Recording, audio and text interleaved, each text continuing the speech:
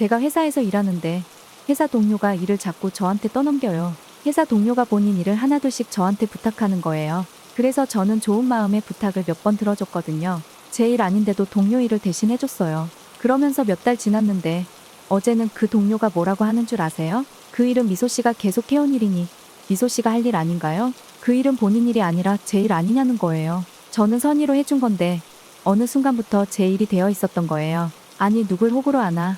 부탁할 때 제때 거절을 했었어야 됐는데 누가 저한테 부탁을 하면 들어주기 힘든 부탁인 줄 알면서도 거절을 못하겠어요. 거절을 잘 못하는 사람의 심리는 뭘까요? 막상 거절하면 찝찝한 기분이 들기 때문에 그걸 피하려고 하는 거지. 거절함으로써 생기는 그런 부정적인 감정을 피하고 싶기 때문인데 거절하는 게 왜 찝찝한가를 생각해 볼 필요가 있어. 아무래도 그 동료는 앞으로도 오래 볼 사이니까 좋은 관계를 유지하고 싶어서 제가 그 부탁을 다 들어준 것 같아요. 그래서 호구가 된 것 같아요. 그 동료는 오래 볼 사이여서 거절을 못했다. 좋은 분석이에요. 근데 호구씨, 아니 미소씨, 제가 한 가지 질문을 해볼게요. 길거리에서 어떤 아주머니가 전단지 나눠주면 거절 못하고 다 받아오죠? 아, 맞아요. 저는 전단지 아주머니한테도 거절 못해서 다 받아와요. 그 전단지 아주머니와 오래 볼 사이여서 거절 못한 건가요? 아, 그렇네요. 그 아주머니는 다시 볼 사이도 아닌데 왜 때문에 저는 거절을 못했을까요? 거절을 못하는 이유 중 하나는 사람에게 있는 공감 능력 때문이야. 사람은 기본적으로 상대방의 감정을 자신의 것처럼 공감하는 능력이 있어. 상대방이 고통받는 걸 보면 나도 괴롭고 상대방이 행복해하는 걸 보면 나도 좋거든.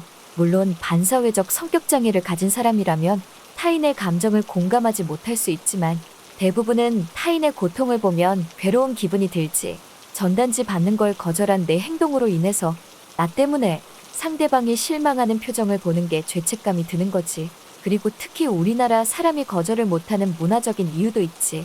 맞아요. 우리나라는 개인주의보다는 집단주의적인 성향이 강하죠. 어렸을 때부터 가정에서 이렇게 교육받죠. 선생님 말씀 잘 듣고 친구들이랑 잘 어울려 사회나 조직에서 소외당하지 않도록 다른 사람과 인간관계를 잘하도록 교육을 받았잖아요. 그래서 문화적으로 보면 한국인들은 상대방의 부탁을 거절하기 힘들어하는 경향이 있어요. 내가 조금 손해를 보더라도 다른 사람과 잘 어울리는 걸 좋은 사람이라고 평가하는 분위기죠. 그런데 사실 유독 거절을 못하는 사람이 있긴 있어요. 맞아. 특히 거절을 잘 못하는 사람이 있어. 깊게 들어가면 어렸을 때의 성장 과정과도 관련이 있지. 아이가 놀고 있는데 엄마가 아이한테 그만 놀고 공부에 이렇게 명령했다고 해봐. 아이가 싫어요라고 말할 수 있을까? 못하죠. 싫다고 하면 혼나죠. 그렇지. 아이가 엄마의 명령을 거절했을 때 매를 맞기도 하고 집에서 쫓겨나기도 했다고 해봐. 그 아이는 이제 거절에 대한 트라우마를 갖게 되는 거야. 부모의 말을 거절하면 버림받을 수 있다는 걸 학습하게 되는 거지. 어렸을 때 부모로부터 상처를 받아왔던 사람은 어른이 되어서도 거절에 대한 두려움을 갖게 되는 거군요. 그렇지. 특히 부모가 폭력적인 경우에 더 심각해지죠. 부모가 아이한테 화를 잘 내고 신경질적으로 아이를 대하면 아이는 성인이 되어서도 상당히 수동적인 사람으로 자랍니다. 타인과의 관계에서 쉽게 불안함을 느끼기 때문에 다른 사람이 뭔가 부탁을 하면 일단 수동적으로 잘 따라서 불안을 줄이려고 하는 거죠. 그리고 그렇게 권위적인 부모 밑에서 자란 아이들한테서 착한 사람 증후군 증상이 나타나기도 해. 착한 사람 증후군이라면 착한 사람으로 보이고 싶어하는 강박관념 같은 건가요? 그래, 다른 사람에게 착한 사람으로 보이기 위해서 자기 감정을 솔직히 표현하지 못하고 타인을 위해 자기 자신을 희생하는 거지. 이런 유형은 나에 대한 타인의 평가에 예민하기 때문에 상대방의 부탁을 거절하지 못하는 거지.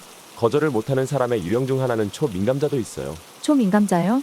네, 다른 사람의 감정에 매우 민감한 사람이라는 뜻이에요. 감정이입이 지나쳐서 타인의 감정을 자기 감정처럼 느끼는 거죠. 이런 유형은 필터 없이 상대방의 감정을 빨아들이기 때문에 상대방의 부탁을 거절하는 것에 엄청난 괴로움을 느낍니다. 그런 것도 있군요. 그래, 거절을 잘 못하는 사람은 심리적 경계선이 모호하기 때문이라는 말도 있어. 예를 들어 누군가 나한테 부탁을 한다 그러면 거절할지 수락할지에 대한 경계선이 명확한 사람은 거절을 해도 힘들지 않아. 심리적으로 견딜 수 있는 경계선이 명확한 거지. 심리적 경계선이 명확한 사람은 누군가 무리한 부탁을 한다 그러면 경계선을 넘는 압박감을 느끼게 되고 쉽게 거절을 할 수 있어. 하지만 심리적 경계선이 모호한 사람은 쉽게 거절하지 못하고 괴로워한단 말이야. 제가 그런 것 같아요. 부탁을 들어줄지 말지 괴로워하다가 결국 부탁을 들어주거든요. 그리고 또 후회해요. 왜 거절을 못했을까 후회해요. 심리적 경계선이 모호한 사람은 이렇게 하면 좋아. 그 자리에서 대답을 바로 하지 말고 생각해보겠다라고 해. 일단 착한 사람들 특징이 꼭 그 자리에서 대답해주려고 한단 말이야. 바로 답변을 해줘야 한다는 압박을 가질 필요가 없어.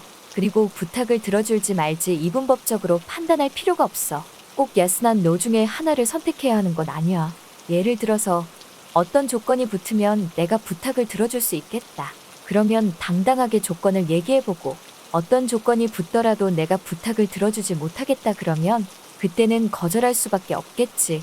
남의 부탁을 들어주느라 내 시간과 에너지를 헛되이 쓰면 안 돼.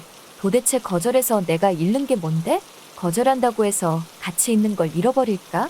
우리는 거절할 자격이 있어. 모든 사람한테서 인정받을 필요가 있을까? 내가 나를 지켜야 돼. 용기를 가지고 거절하고 나중에 정말로 상대방이 간절히 원할 때 그때 가서 도와줘도 늦지 않아.